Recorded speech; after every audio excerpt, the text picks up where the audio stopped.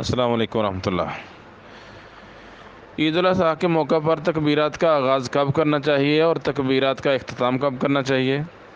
نیز تکبیرات کے الفاظ کیا ہوں گے، اس بارے میں کچھ تفصیل سے وضاحت ہوگی۔ تکبیرات کا آغاز کب کرنا چاہیے اور اختتام کب کرنا چاہیے عید الاضحیٰ کے موقع پر، اس بارے میں علماء کے 5 مختلف موقف ہیں، جن کی تفصیل نیل الاوطار میں امام شوکانی رحمہ اللہ نے بیان کی ہے۔ ایک موقف ہے احمد بن حنبل، ابو یوسف اور امام محمد کا، کہ تکبیرات کا محل عرفہ 9 ذوالحجہ کی فجر سے لے کے ایام تشریق 13 ذوالحجہ کے آخر تک ہر نماز کے بعد ہے۔ دوسرا موقف ہے سیدنا عثمان بن عفان رضی اللہ تعالیٰ عنہ، سیدنا عبداللہ بن عباس، زید بن علی، امام مالک اور امام شافعی کا ایک قول ہے کہ تکبیرات کا وقت 10 ذوالحجہ کی ظہر سے لے کے 13 ذوالحجہ کی فجر تک ہے۔ امام شافعی کا ایک اور قول ہے، تیسرا موقف، کہ تکبیرات کا وقت 10 ذوالحجہ کی نماز مغرب سے لے کے 13 ذوالحجہ کی فجر تک ہے۔ چوتھا موقف امام ابو حنیفہ کہتے ہیں تکبیرات کا وقت عرفہ 9 ذوالحجہ کی فجر سے لے کے 10 ذوالحجہ کی عصر تک ہے۔ پانچواں موقف داؤد ظاہری، زہری، سعید بن جبیر کا قول ہے کہ تکبیرات کا وقت 10 ذوالحجہ کی ظہر تا 13 ذوالحجہ کی عصر تک ہے۔ اس بارے میں راجح موقف سے پہلے ایک موقف ہمارے ہاں یہ چلتا ہے، جو ہمارے ہاں زیادہ معروف ہے، اور باقاعدہ خطبہ حضرات ذوالحجہ کا چاند نظر آنے کے ساتھ ہی خود بھی بلند آواز میں نمازوں کے بعد تکبیرات کہتے ہیں اور مقتدیوں کو بھی ترغیب دیتے ہیں۔ تو اس بارے میں کچھ مرفوع روایتیں ہیں، وہ تو ثابت نہیں۔ عبداللہ بن عمر اور ابو ہریرہ کا اثر ہے، تو وہ آیت قرآنی اور صحابہ کرام دیگر صحابہ کے عمل کے خلاف ہونے کی وجہ سے درست نہیں ہے۔ پہلی حدیث ہے مسند احمد میں، دوسری جلد 75 نمبر صفحہ اور دوسری جلد 131 نمبر صفحہ۔ اس میں عبداللہ بن عمر رضی اللہ تعالیٰ عنہ بیان کرتے ہیں کہ نبی صلی اللہ علیہ وسلم نے فرمایا، ما من ایام اعظم عند اللہ ولا احب الیہ من العمل فیہن من هذه الایام العشر فاکثروا فیہن من التہلیل والتکبیر والتحمید۔ ذوالحجہ کے ابتدائی 10 دنوں سے بڑھ کر اللہ تعالیٰ کے ہاں عظیم دن نہیں ہیں۔ ان دنوں کے اعمال سے بڑھ کر عام دنوں کے اعمال اللہ تعالیٰ کو زیادہ محبوب نہیں، سو ان دنوں میں تہلیل، تکبیر اور تحمید کا کثرت سے اہتمام کرو۔ تو یہ روایت ضعیف ہے، اس میں یزید بن ابی زیاد کوفی ضعیف اور مدلس راوی ہے، تو ان 2 علتوں کی وجہ سے یہ روایت ضعیف ہے۔ دوسری روایت ہے شعب الایمان بہقی میں، تیسری جلد 356 نمبر روایت ہے۔ عبداللہ بن عباس رضی اللہ تعالیٰ عنہ بیان کرتے ہیں کہ اللہ تعالیٰ کے نزدیک ذوالحجہ کے ابتدائی 10 دن باقی دنوں سے افضل ہیں، اور ان کے اعمال باقی دنوں کے اعمال سے زیادہ محبوب ہیں۔ چنانچہ ان دنوں میں تم لوگ کثرت سے لا الہ الا اللہ، اللہ اکبر اور ذکر کا اہتمام کرو، کیونکہ یہ تحلیل و تکبیر اور ذکر اللہ کے ان دنوں میں یہ دن ہیں تحلیل کے، تکبیر کے اور اللہ کے ذکر کے۔ تو یہ روایت شعب الایمان میں ہے، سخت ضعیف ہے۔ اس میں عبداللہ بن محمد بن وہب دینوری متہم بالکذب ہے، اور یحییٰ بن عیسیٰ رملی ضعیف راوی ہے۔ تیسری دلیل ہے صحیح بخاری میں ایک معلق اثر ہے کہ عبداللہ بن عمر اور ابو ہریرہ ایام عشر میں یہ ابتدائی دن جو ہیں 10 ذوالحجہ کے، ان میں بازار کی طرف نکلتے، تکبیرات کہتے، اور لوگ بھی ان کی تکبیرات کے ساتھ تکبیر کہا کرتے تھے مل کر۔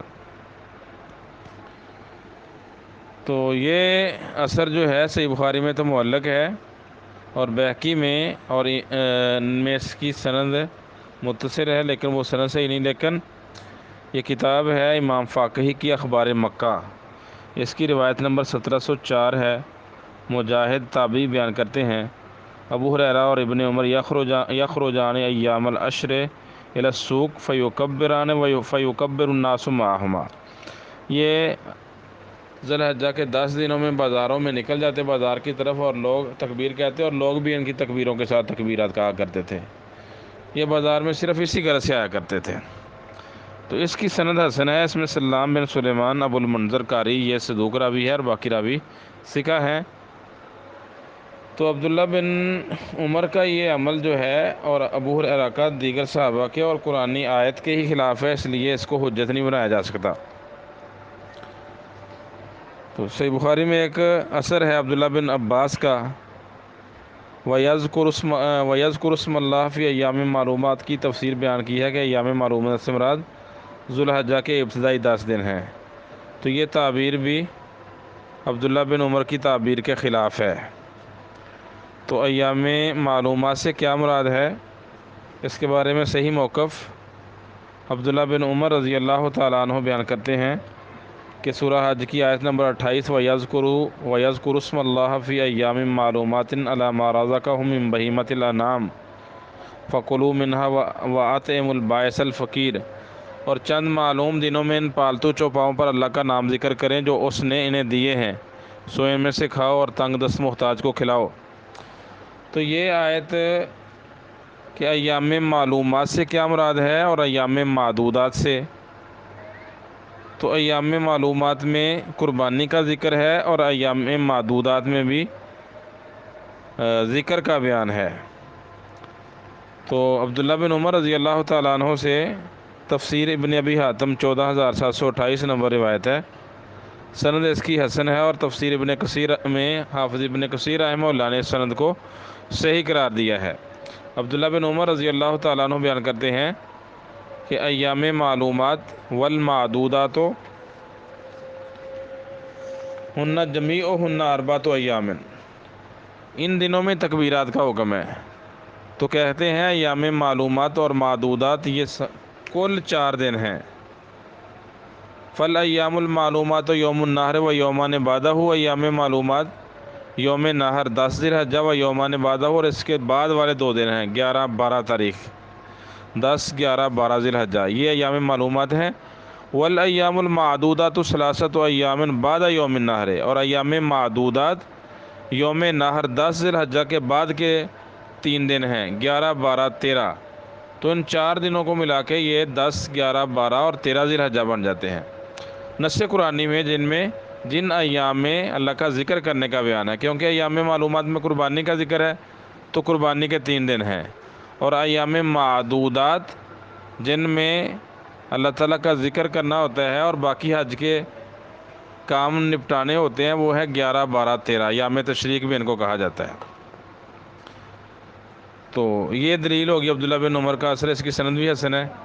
تو یہ وضاحت کر دیتی ہے کہ تکبیرات کے دن صرف یہی ہیں، باقی ابتدائی جو 9 دن ہیں وہ تکبیرات کے دن ہی نہیں ہیں، وہ ایام معلومات بھی نہیں آتے اور ایام معدودات بھی نہیں آتے، کیونکہ نہ تو وہ قربانی کے دن ہیں اور نہ ہی وہ ایام تشریق ہیں، اس لیے عبداللہ بن عباس کا وہ قول ٹھیک نہیں۔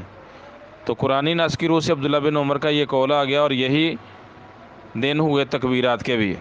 پھر کچھ اور صحابہ سے بھی اس کی وضاحت ملتی ہے، اور راجح موقف حافظ ابن حجر رحمہ اللہ نے فتح الباری میں جس موقف کو راجح قرار دیا ہے وہ ہے کہ 9 ذوالحجہ کی صبح سے لے کے مینا کے آخر دن تک 13 ذوالحجہ کی عصر تک تکبیرات کہی جائیں۔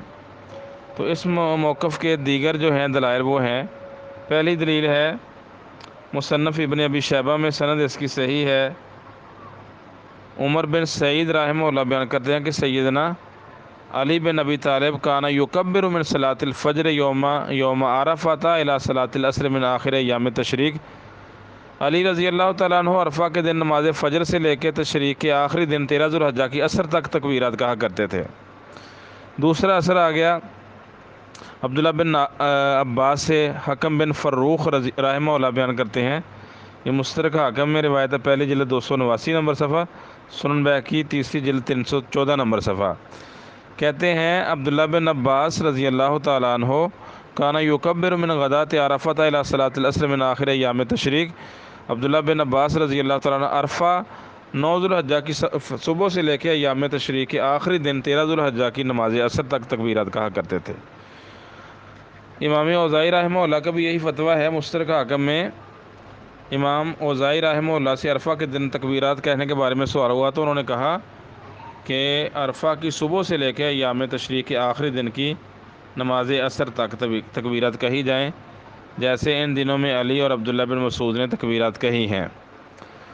تو یہ آثار اور نص قرآنی اور عبداللہ بن عمر رضی اللہ تعالیٰ عنہ کی تفسیر سے ثابت ہوا کہ تکبیرات کا وقت 9 ذی الحجہ یوم عرفہ کی فجر سے لے کے 13 ذی الحجہ کی شام تک لے جائیں، مغرب سے پہلے پہلے اختتام ہو جانا چاہیے۔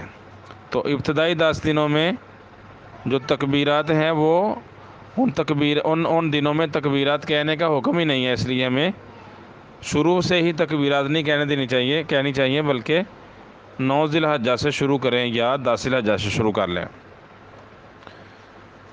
اب تکبیرات کے اوقات کیا ہیں، کن اوقات میں تکبیرات کہنی چاہیے؟